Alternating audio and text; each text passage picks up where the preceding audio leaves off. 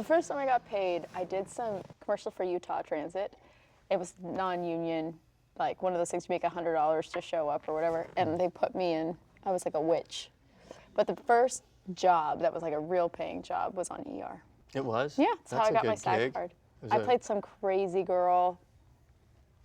Those are the interesting roles. And what was going on with her?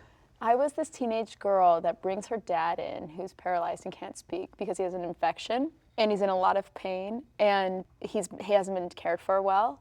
And then you come to realize she's keeping him alive and caring for him badly because he abused her. So I was like... That's her payback? Yeah. Wow. But the first time they came over to take continuity pictures, I didn't know what first team, I didn't know what second team, I didn't know what anything meant. And they came over for a continuity picture, and I thought it was just the woman being nice and capturing the moment for me. So I turned around and went, like smiled and did this whole thing. She goes, no, this is just for us. Like, oh, you thought it was a publicity still? No, I thought she was taking pictures of my first job to give me afterwards. Sweet. You're right, of course. No, it was part of the work. Tell me about yours. It was a Clearasil commercial, probably. Really? Yeah. But you have such good skin. I had terrible cystic acne. You did not, really? In high school, yeah. That's Which was a huge irony, because they're like, your skin is so great. I'm like, Does really? anyone know this? I had like cystic acne that was so horrible when I was a kid. And Clearasil worked for you. And Clearasil was the worst. The only time it cleared up finally was when I stopped using everything you could buy to fix it. So what was the casting call for that? Did you show up and there was just a bunch of people with a lot of acne?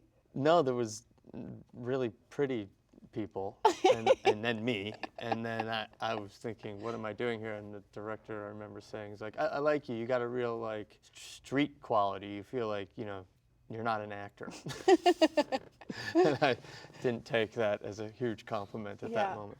But then you got the part. I got the part. And it was the first time I ever got paid. And then all my friends wanted me to take them to dinner whenever, I thought I'd made it. I had $30,000, which was more than I could ever imagine ever having, and blew through it so fast. Oh, really? Yes. It was. So you were like MC Hammer, buying everyone dinner? Kind of was, yeah. Oh, geez. And then realized that was it. The IRS was after me. It was a disaster. So I saw Foxcatcher, first time did? at Cannes. You don't say. You saw me. I was at Cannes. I know. The standing ovation that lasted forever. Yeah. I was there, staring at you guys, going, yes. Yes, it was. Good job. Thank you, Jessica. It was very good. But you such a transformation. How did you prepare?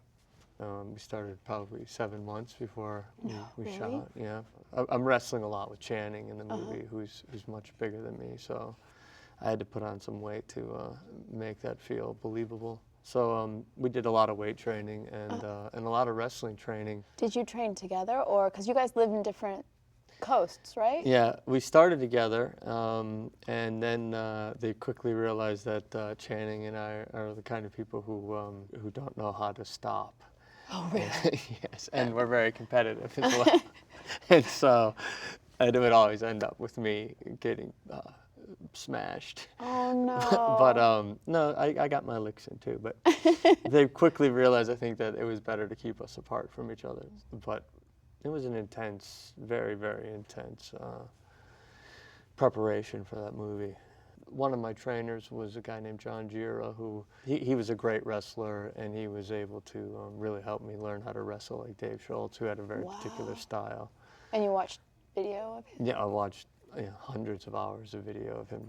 He's beloved, and he had a distinct style that was completely unique to him.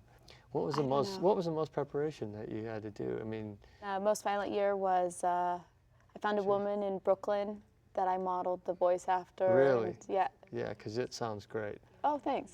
Yeah.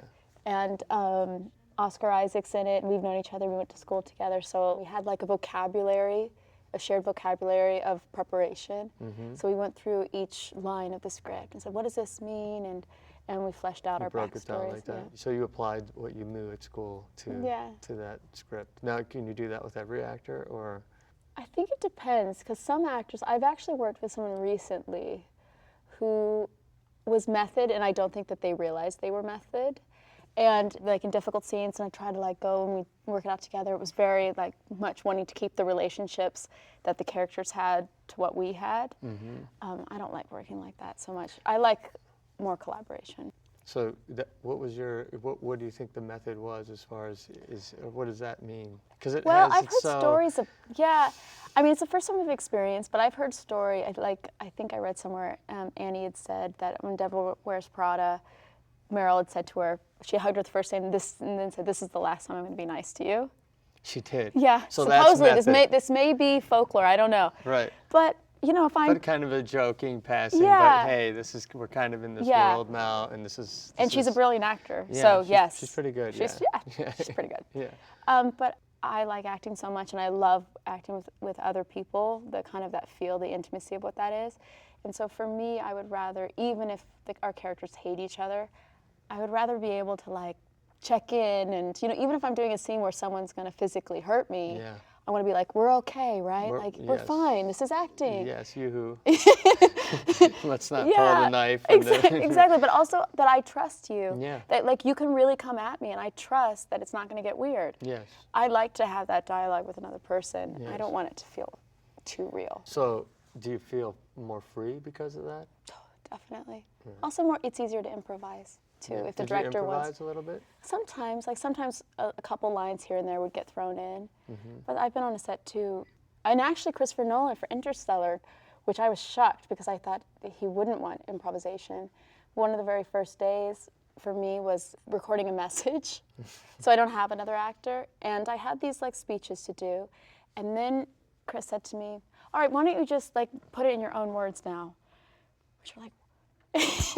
For me, it's so much easier to improvise when I'm talking to another person and like not thinking like, oh, how am I going to be clever in this monologue? Definitely, the more I think you rehearse and you know your character, even if you're rehearsing on your own, the more you research, the easier it is to improvise. Did you guys improvise? Improvise. Yeah, it was funny. We would start on the script, and then at some point we'd break free, and it wouldn't be much. It would start as kind of an exercise that Bennett would refine. It's like, listen, I really like that. Let's take it here. So take that piece of improvisation. Let's do it again and see if we could see where we go if we add this element. So we'll do that, and then he'll just strip out all the dialogue, and then it'll be like a physicalization. You know, so hold that moment. Don't feel compelled to say anything, but let that improvisation sort of inform what's happening here now between the two of you. And so sometimes in those improvisations there'd be a big long silence, or there'd be some physical thing that came out of the improvisation that would be the whole scene. Oh, that's great. And then a lot of it became the physical world. You know, wrestlers are very physical with each other, and so they have a whole sort of language. That warm up that you guys do is great. So that's a 9-minute sequence that has maybe a few lines, but informs their entire relationship. And Bennett cut 30 pages previous to that. There was 30 pages before that. Yes, of that you guys setup filmed? and background that we filmed. That literally, once you got to that scene and we saw what it was, we could lose literally 30 pages of setup. No, really? Yes.